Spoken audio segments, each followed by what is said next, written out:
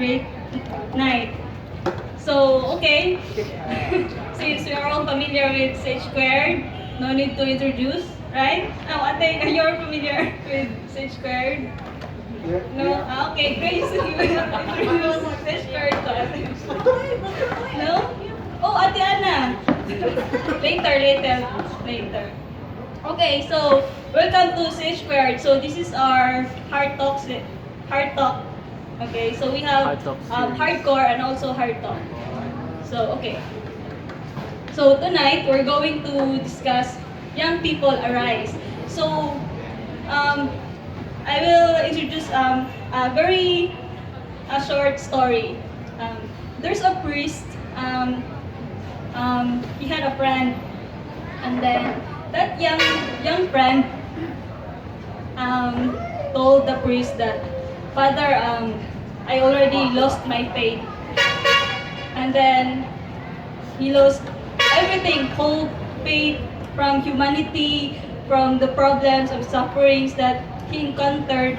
And then the priest mentioned, dear, so before giving you some advice, I would like to ask you if, do you really know what faith is?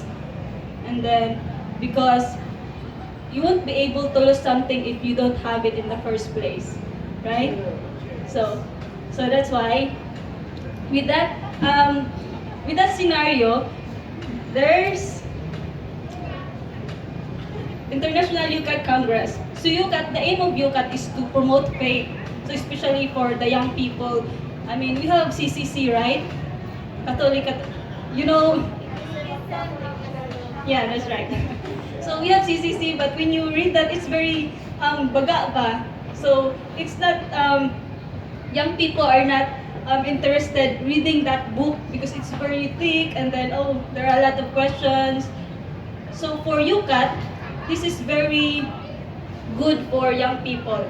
So last November, there's a second International Congress in Iloilo. So it was participated by our Papa Nuncio and also other bishops, and of course our very own Archbishop Jose Espana.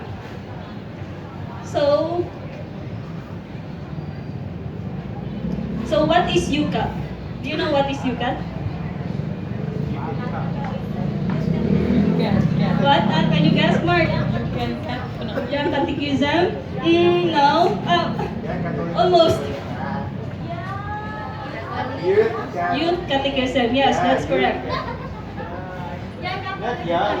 Youth Catechism of the Catholic Church. Okay? So the aim of this book is to promote the faith to young people. So we'll have a quick overview of this book. So I don't know, can you see that book? It's yellow, so you can't really see it. So this book is really based on CCC and also Christus Vivit. There's some quotes and some verse from Christus Vivit there. So in YouCAT book, you can check that the content is very focused, and it's really the contemporary expression of the Catholic faith. So there are a lot of illustrations, and it's very accessible. You can also actually download the YouCAT app on your mobile phone.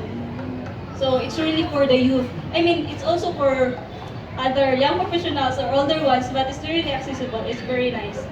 And so, what's the good thing about YouCAT? So first is, YouCAT is coherent. So what is coherent? So it is, there's some questions and the answers are very clear, very direct. So wala na yung paligoy-ligoy pa ba. So you can easily, okay, so this is the answer. It's very direct. And the second thing is YouCAT is very innovative. So these illustrations that I've used, this is a YouCAT illustration cartoons. So their aim is to have some animation so that the youth will appreciate the design. So like that. And also, YouCAT is safe. You will learn that the church has professed over 2,000 years and still believes to be true. So, and also, Pope Benedict vouched for the content. If you're going to read it, the foreword was written by Pope Benedict. And YouCAT book has 4 sections. First is, it discussed what Catholics believe and why. So it talks about the doctrine. And the second, the sacraments, the moral life, and prayer and spiritualities.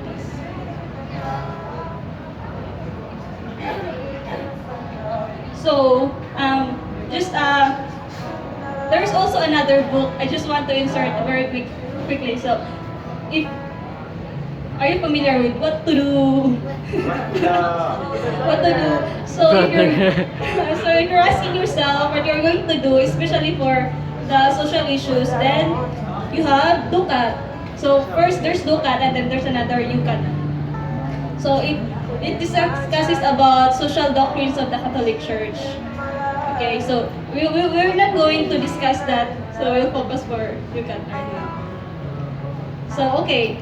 So during second YouCAT International Congress, the theme is Arise. So there are a lot of series of talks, but I'm just going to discuss the theme, Arise. So Arise is not Arise. Do you know what's Arise, brother? You know? And it's not also Arise. So what is Arise? But before going to talk about that, let's tackle with where did that young people arise came from? What verse? So it's from Luke 7:11 to 14. Can someone read the verse? Mark, can you read the verse? Soon afterward, from the book of St. Luke, chapter 7, verse 11 to 14. Soon afterward, he journeyed to a city called Nain, and his disciples and a large crowd accompanied him. As he drew near to the gate of the city, a man who had died was being carried out, the only son of his mother, and she was a widow. A large crowd from the city was with her. When the Lord saw her, he was moved with pity for her and said to her, "Do not weep." He stepped forward and touched the coffin. At this, the bearers halted, and he said, "Young man, I tell you, arise." The dead man sat up and began to speak, and Jesus gave him to his mother. Fear seized them all, and they glorified God, exclaiming, "A great prophet has arisen in our midst." Thank you, Mark. So, can you notice that how Jesus, he was moved with pity for her, di ba? Nga kanang he's really true God and true man. Nga even kita makita tag ng mga street children, matouch ta. Si Jesus po very nga bitaw. It's very amazing yun. And then naluoy man siya because of that woman is widowed, and then she has only kanang ang only son niya kay namatay. So di ba? So very kanang luoy gid kay ba. So moto giingnan ni Jesus nga, young man, I tell you, arise. So, kung sa may kuan ko ignan kag arise, what are you going to do? Kung sa may because it's an action, di ba? Arise. So, there are 3 things that I'm going to discuss nga unsay ka na ma-relate sa arise. So first is we have to believe, dare, and act. So, believe. Believe is faith. Keep the faith and share the faith. So, if you have an example, if you have a candle, you have something, a light bulb, you are going to let it shine, di ba? You're not going to keep the candle under the table. You need to share it, share the faith. Okay? So, that's faith. Next is dare, or hope. So, let us be bearers of hope and let us point to the kingdom. I would like to encourage everyone that if ever let us be the Bible ba, if ever kanang wala ka balo sa gospel, kay if they're going to see you, they will see the sign na okay, Mark is pointing the kingdom, so like that, the leader of hope. So, and And then act. Act is to show love. Let us be agents and missionaries of love. Proclaim the gospel of kindness. But this is very tricky, especially in our society right now. So on Facebook like that. So we are just doing something like this. We see some pitiful scenarios, but we're just liking it, like in Facebook. But we know that it is not helping, right? So we have to do. We need to act. We need to show our love. So, and then, so did you notice there's believe, dare, and act? So faith, hope, and love. So, Kaire, let's vote in. The Des, Spes, and Caritas. So it's very important virtues. So that's young people arise. But it's very also tricky, no? So you have things to do that you have to believe, you have to dare, you need to be, you need to act. Do you remember the story earlier that that young person lost his faith, di ba? So this one I like the quote of this philosopher. Every child is born. Every child that is born is proof that God has not yet given up on human beings. No, nga, if you are God really never gives up on us. Even if, example, katong young guy, give up na ko ni God, give up na ko sa tanang situation. Pero wala siya kabalo, God, wala ni give up ang si God sa iyahan. So, if you can kanang, kung naa kay, dili ka naman nga tao ba? Kanang, grabe gid ka worst nga tao, can you really say to that person nga kanang, you are a proof nga God has not given up on human beings. No? If you have that grace na makaingon ana, then kana gitagaan ka gift ni God to understand that na even if kaning a worst na person kay kana siya wala ni give up si God sa iya. And then how much more if kita, di ba? Dili pa ta give up. So, yeah. And then since connected po sa Christus Vivit, if nakabasa ba man ang book? Exhortation ni Pope Francis. It's very nice book. So Christus Vivit means Christ is alive. So he wants in Christus Vivit number 1 to 4, there's a verse that he wants you to be alive. So the question is how to be alive. God gives us gifts that we have to know it. So there are kanang important gifts nga kanang need na to i-pray if wala pataan na or need na to i-show ba. So ang first na gift is you need to know that you are beloved.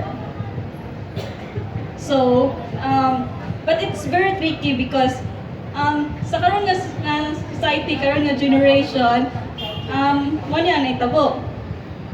So it's about kanang me. So it's very interesting nga kanang ang New York Times gi-feature ni nga kuan ba cover gid niya sa magazine nga me generation. So kanang kuan kay siya ang attention nimo kay nasa imuha, natanan sa imuha. So how about ang uban kanang if ever katong nagdid help or support, di ba? So ang tanan kay nara sa imong self. And nakakita man nga news. So katong nagpa-picture po si Angelica ba sa Spain o sa Italy din.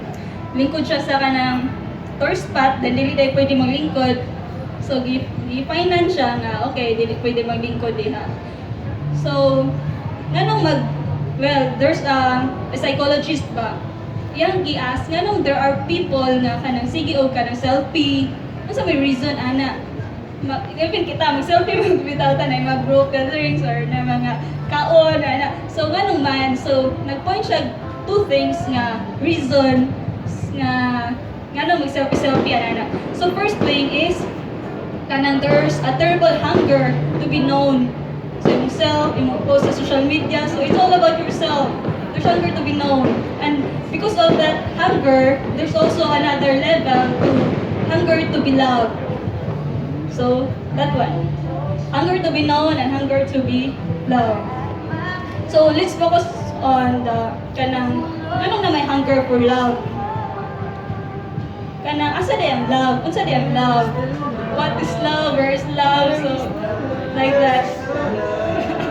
Where's the love? Diba? Where's the love? Yeah, that's very correct. So, that's why we really need to know what love is.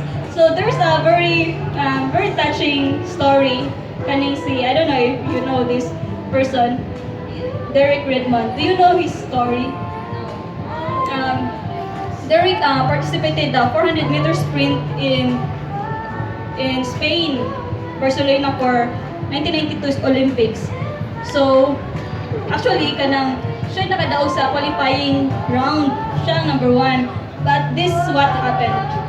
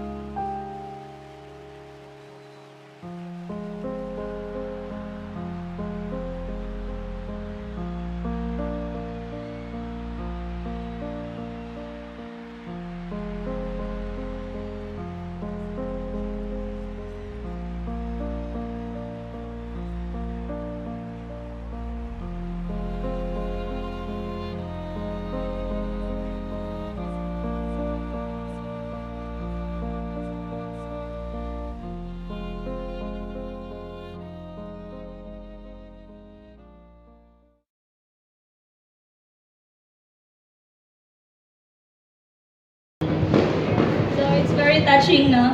Actually, siya ang number 1 gyud sa qualifying round gyud. So, pero nakuan mo gud yung hamstring. So, motong nakuan siya ba? Georgia. And then, pag-ingi niya sa kilid kay nada yang papa.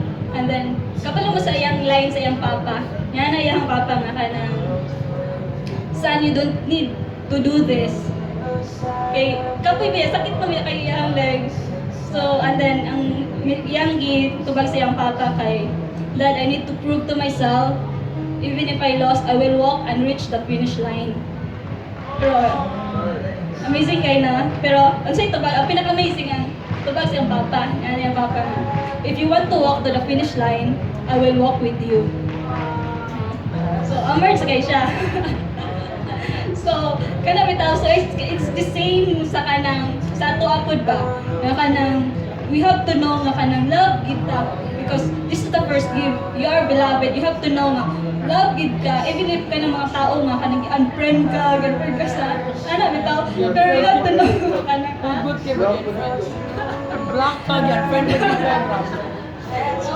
so you need to know what matters good, what matters the most. So si Jesus ang pinaka-amazing nga ba. And then, so atong kuan po ang verse from Isaiah, "Fear not, I have redeemed you. You are mine." That's all that matters. So, I have called you by name. You are mine. So, kanang bitawan na ka sa mga situation, kanang grabe, na-fail ka, na-lost ka. So, you just need to remember this verse. And also, ang kanang back-to-back na verse is from this one. I will be with you. When you pass through the waters, I will be with you. And through the waters, they shall not overwhelm you. When you walk through fire, you shall not be burned, and the flame shall not consume you. So, ma-relate po ito nimo sa katong kang Derek ba? Na kanang grabe niya struggle, sakit na kayang lawas, iyang legs. Pero, ang nagkuhan lang, iyang papa, I will be with you. It's the same po ni God sa ato, sa atong situation. So, ma-apply gapon siya sa ato. So, if you are in that situation, and remember lang yun nga, si Lord kay ihag ka. So it's kind of the same with this picture, the Holy Trinity by El Greco. So, katong na kuha na si crucified na si Jesus, na kuha na siya. So the Holy Father kay nasa sa iyang kuha, nasa iyang likod, ibang-apan siya. When everything is falling apart, imagine the Father embracing you. So, don't worry or don't fret nga ka na, okay, I am all alone, ako tanan ng problem, so heavy kayo siya. Because you have God, you have kanang strong God. So, the next gift is, you are gifted. Now, notice mga atong parents kay they have struggled a lot, they have kanang daghan kay silang sufferings nga you go through silang life and then they don't want nga kanang maka-experience ta na ba. So itagaan tag mga materials or paskila gitagtaro kana pero sometimes kana it's overdone. So for example, si April kay nasa yung mga 200 more medals. So, daghan kayo, di ba? So, kanang makaingon ka ba nga, what are you going to do with those medals nga daghan kayo? Pero, sa kanano, nasa yung medals, ang next, the best, si Francis. So, grabe kayo, ang iyang family nga, gi-acknowledge ko siya ba, okay, Francis, ka na. You pass the exam. So, and the thing is, tarpaulin niya siya, ha? Tarpaulin niya. It's real. Tarpaulin nga ka na, okay, lagi sa balay ba nga, nakapasigid ako anak o kuhan, LT o kuhan, license.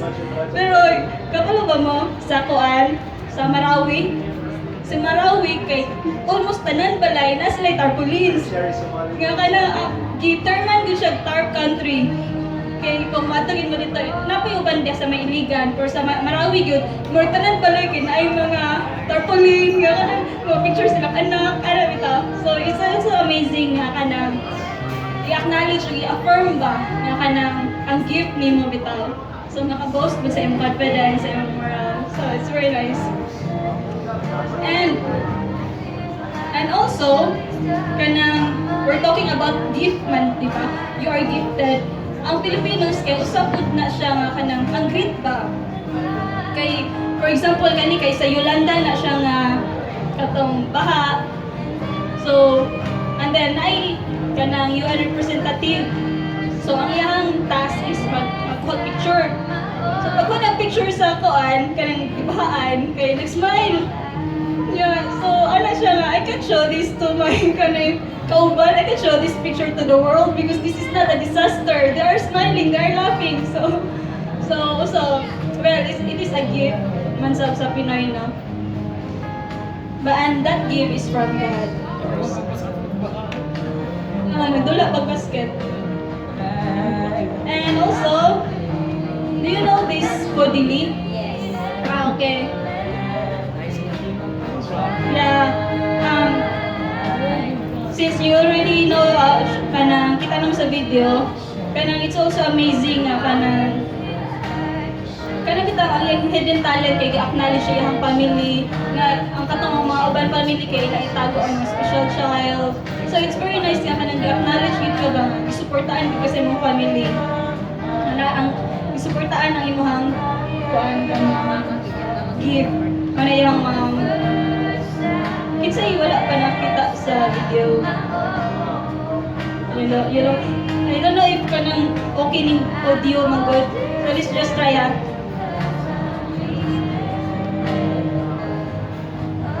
Welcome to America's Got Talent. What's your name? I'm Cody. Hi, Cody. I'm Cody Lee. How old are you?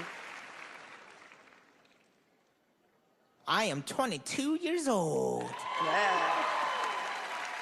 Who are you, miss? Who are you? I'm Mom. Oh, I'm hi, Tina Mom. Lee. Hi, Tina. How are you? What are you going to do here for us today?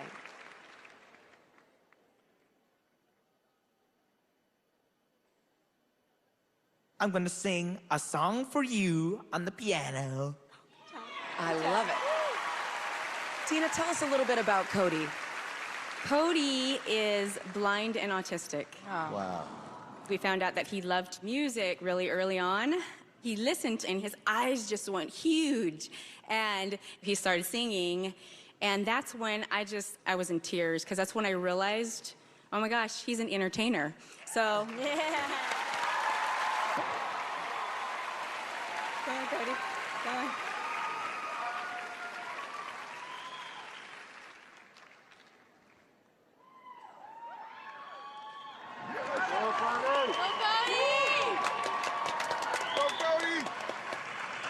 This is your time, okay? There's gonna be like 20 film cameras on you. Ready? Yeah. Go. Boom.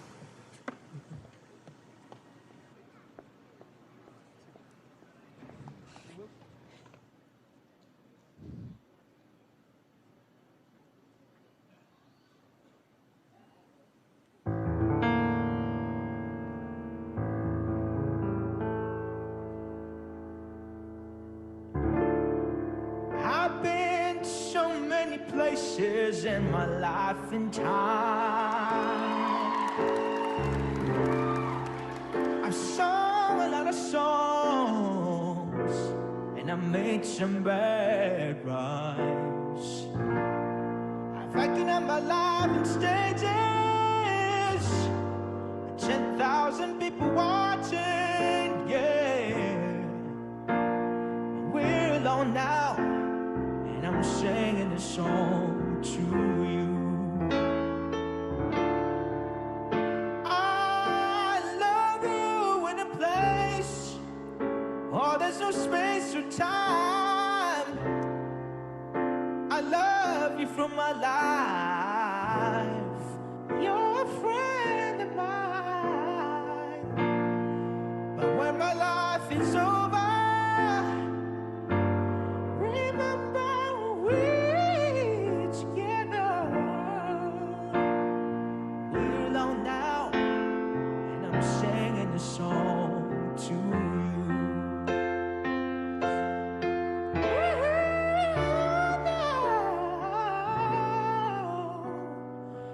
And I'm singing a song to you.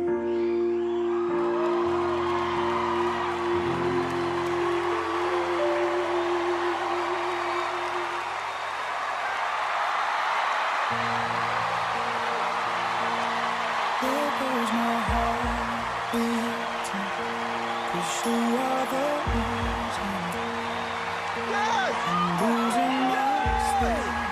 Yes! Please come. I'm a new judge this season, and I'm also a new mom this year. And Congratulations. it's the toughest job I've ever had and the most rewarding job I've ever had. You just want to give your kids the moon, the stars, and the rainbows. And tonight, I'm gonna give you something special.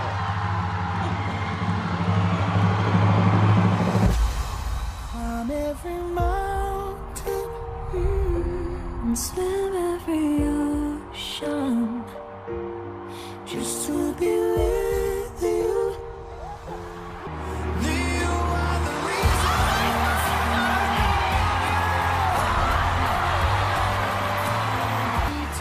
Cody Lee, you have got the golden buzzer from Gabrielle Union.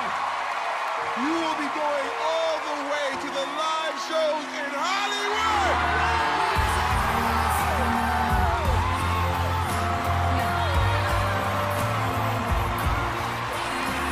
Okay, this is Simon. Yes, Simon. I'm so proud of you. It's quite No? So yeah. So Colby was actually siya ang winner. Ano sa itong year? 2019. So di ba, it's very amazing na blind siya and then autistic po. So kana bitaw, nga lahi ra gyud if kanang you have kanang family bitaw or someone nga makita sa imong talent. Kanang so maratag ka na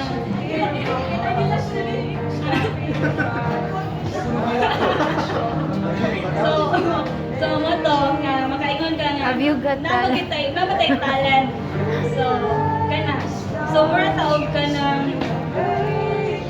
even if ka nang dili ta same na April nga nagkag medals 200 ka buo pero so let's just remember this verse we have this treasure in jars of clay to show that the surpassing power belongs to God and not to us. Because there are times na ang kanang talent kay hidden sa ato or kanang jars of clay lang yung bitaw ta nga pat broken pero kung imo pa inaday something ang ni-shine and deep within. So it's the same verse po sa Jeremiah. Nga, before I formed you in this womb, I knew you. Before you were born, I set you apart. I appointed you as a prophet to the nation. So, di ba nga kanang before you were born, I set you apart. So, naiyo pa ng mga tao nga, so may purpose na ako, Lord, nga wala na ko sabot, bitaw, na everything's falling apart, yung relationships, sa kanang, sa work or everything. Pero, kanang, you just need to close your eyes and remind yourself that everything kanang sa dark ba, okay, something shines within. So it's like this, kanang dark kayo pero naday kanang candle, naday mo shine. Diba? And let's remember na that's Jesus. And then last and third nga give. We need to know nga you are empowered. So it's about power. So dili kita kay especially mga millennials kay we really want ka na mga superheroes. We want ka na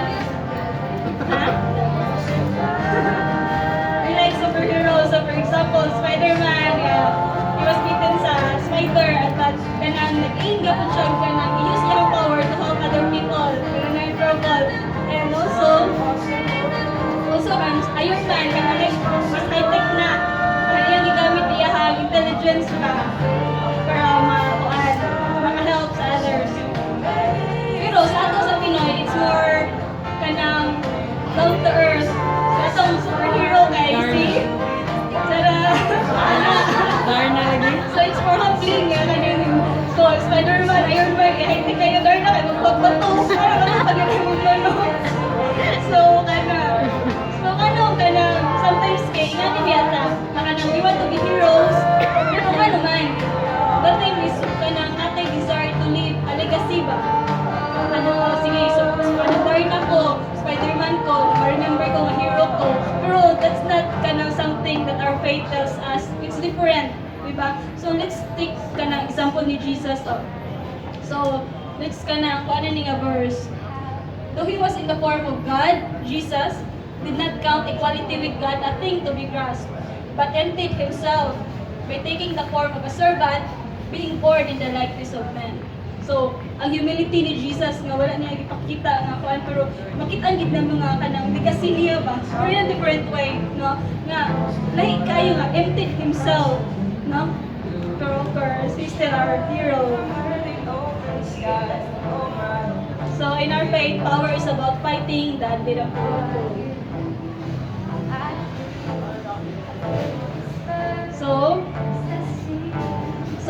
Mo to mga three gifts nga you should ask God about those kani nga mga gifts. Love, gifted, and empowered. And also, you should remember to believe, dare, and act. To have faith, to hope, and of course, to show love to others. And sa kaning sa Ch2 Heart Talk, there are times nga kanang kitang makaingon ta nga I can't do this, I'm very young, especially sa mga young hadlok na Lord, there's fear, there's shame, there's everything. So just remember this verse na the Lord said to me, do not say I am only you, for to all to whom I send you, you shall go, and whatever I command you, you shall speak. Do not be afraid of them, and I am with you to deliver you, declares the Lord. So, si Lord na nag-naingon na so, kana ba, atang take hold na ng verse nga, yes Lord, dili ko ka na mahadlok because you are there with me. Just like sa katong papa ni Derek, na naragi siyang kilid, natugin siya, ubang isilantan sa finish line. So, I hope na naratay makuhan mga lessons. Actually, there are still a lot of talks, series of talks na kuan YouCAT Congress, but maybe next time we can discuss it later on. So that's the Arise theme. Young people, arise. Thank you. So if you have questions, clarifications,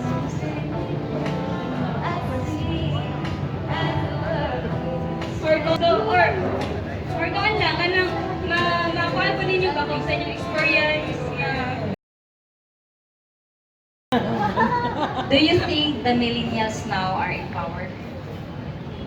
Sobra pa ganit eh. Super pa sa powers.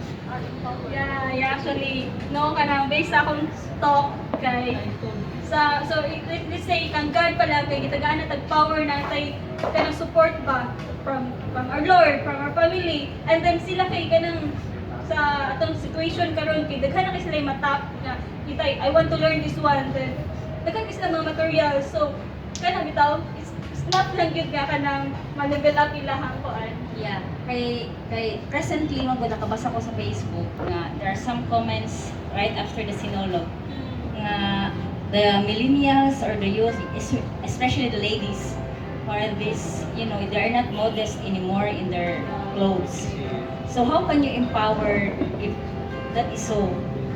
So you have to, so what can the youth do about it? So there's no empowerment there. Yeah, that's right, especially sa karon ng mga time. But okay, do you want to answer? Bro, do you want to answer that one? Invite them to Pure Heart. Yeah, for purity.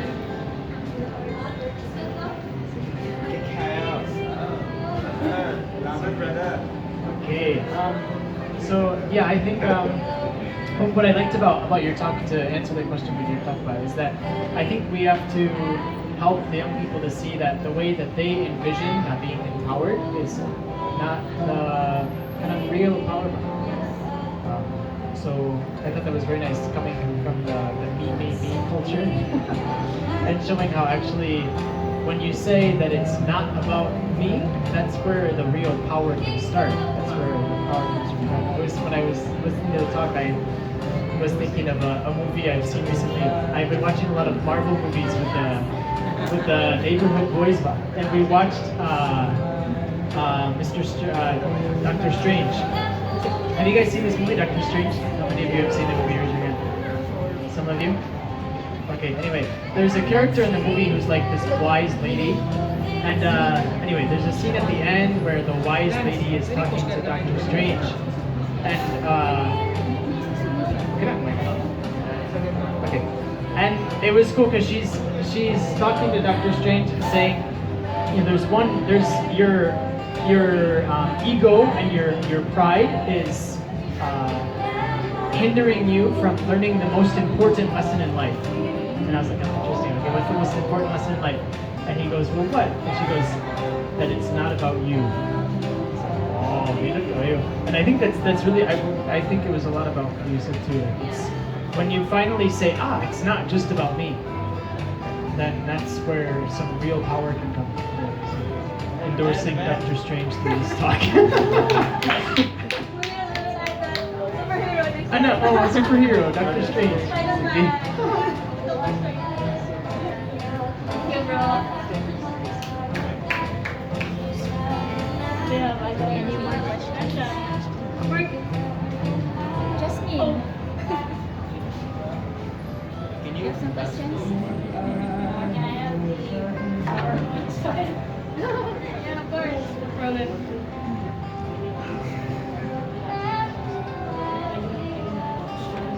I think your presentation is very well presented. That's why I love it. Okay. None. Sharing. No more questions? Okay. Because from the topic about the ladies after the sinolog, there was a comment who is responsible for them to correct. Is it the church? Is it the parents? Is it the... So that's the question I want to ask you as a young lady. So who do you think is the proper authority to correct those ladies? For me, sa ako lang gid ko na kante. I think mag-start din sa family. Kaya di mo ka maka-learn sa kanang from childhood to kanang tako na ka ba. So, makorekan gid ka sa imong parents if kanang concerned sila sa imong mga actions ko. So it's very important. But though even if kanang society naging acting ani, doesn't mean na kanang mo upod kung ingana. So kanang tao because kanang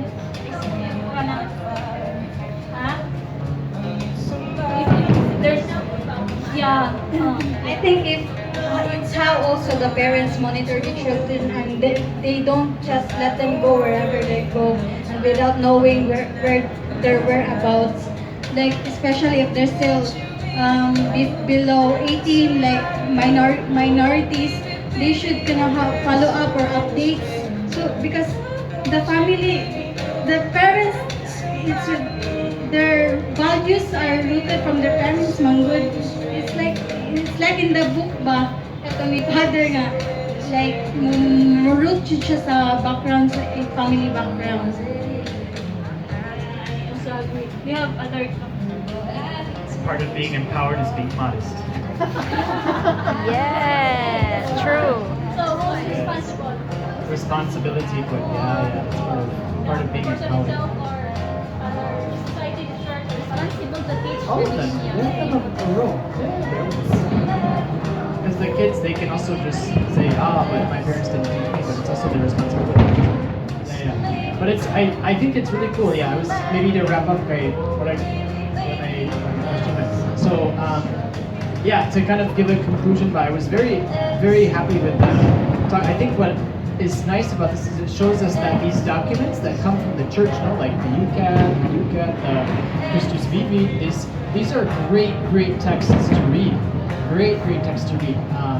Apart from going to mass, receiving the sacraments, it's also very important that we learn about our faith, and we can do that in these amazing ways. The church is giving us very easy ways to learn about faith. These books are super well written. They even are apps on our phones. I'm going to download the app because it's great. I mean, the church is really helping you guys. So share that with your friends. Share about these books. Read these books. And as you can see, so much wisdom comes from them. Like they had this whole conference that she shared so well about all this great wisdom coming for us. So let's give a very big round of applause to our speaker. Amazing goodbye. So nice. The presentation, the slides. I don't know how you did that, making even little pictures of the YouCAT. Yeah, that's from YouCAT materials. So I just used some illustrations. So yeah, it's kanang i-ingan good ang mga youth, but there's cartoons, there's animation, so you can use the YouCAT materials. So it's super nice. Thank you so much. And this is your second time for CH2. Woohoo, with fireworks. Second time. Because her first talk was on joy. Wow. So hopefully she'll give more talks in the future. Very talented. She's empowered with speaking talent. We empower you.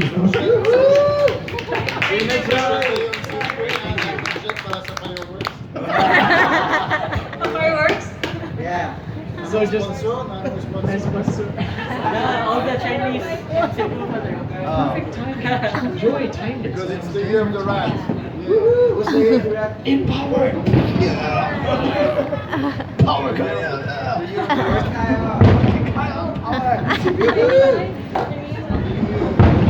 So just before we welcome our humble servant back on stage for announcements, I was just going to say, so we're thankful also that Ch2, our schedule has changed a bit. You know, now it's every third Friday and fourth Tuesday. But we really encourage you guys to invite your friends, invite people to these events, especially on Tuesday. Wow. Empowered, good guy.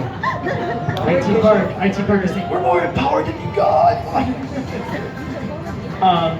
On Tuesday, there's going to be a very beautiful talk on sexuality, all these questions of especially contraception, given by Brother Benedict Charbel. So we will be posting that very, very soon on social media. So invite your friends to this. It'll be super. So maybe let's all stand for a quick prayer to end, and we'll go watch the fireworks.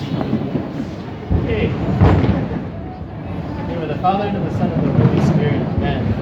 Thank you, Lord Jesus, for all of the talents you've given us, all the talents you've given this night. Thank you for empowering us, especially with your love. Help us to realize that you are our real power. Give this same power to all of the youth in Cebu and youth throughout the world. We pray as we end, glory to the Father, and to the Son, and to the Holy Spirit. Amen. In the name of the Father, and the Son, and the Holy Spirit. Amen. Hi people! Hello! Watching our vlog, welcome to our very first vlogged Ch2 event. We're so happy to present to you online this evening. And there's Joy! JJ!